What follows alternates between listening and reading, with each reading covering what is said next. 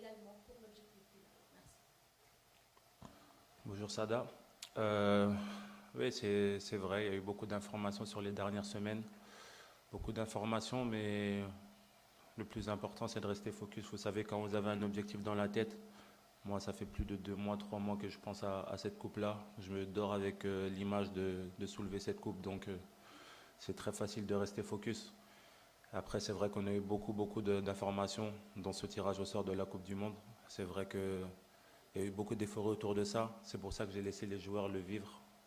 J'aurais laissé 3 4 jours vraiment tranquilles où vous pouvez parler de cette Coupe du Monde. Mais après 4 ou 5 jours, je leur demande de rester focus sur la Coupe d'Afrique. Il y a une Coupe d'Afrique qui se déroule. Je pense que c'est une des meilleures, voire plus belles compétitions au monde.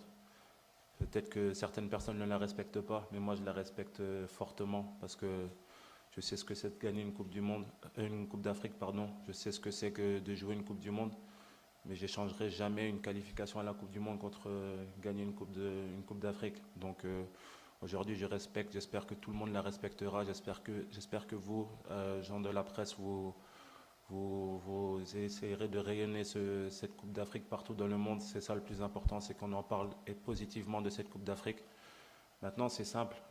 Tout le monde sait l'objectif qu'on a. Tout le monde sait que malgré tout ce qui se passe, cette arrivée tardive des équipes nationales dans leur pays pour préparer cette Coupe d'Afrique, les informations qui sont passées, je pense qu'on doit faire abstraction de tout ça et penser vraiment au football, penser à cette joie de vivre qu'on a en Afrique, penser à cette compétition qui est magnifique, la jouer à fond, ne penser à rien d'autre et essayer de gagner cette Coupe d'Afrique. Ensuite, on aura le temps de penser à ce qui se passera dans le futur, Inch'Allah. Mais le plus important, c'est que aussi les personnes qui protègent cette Coupe d'Afrique aient ce droit de parole pour pouvoir défendre la Coupe d'Afrique. Parce que c'est important. C'est important que nous, Africains, nous défendons notre Coupe d'Afrique.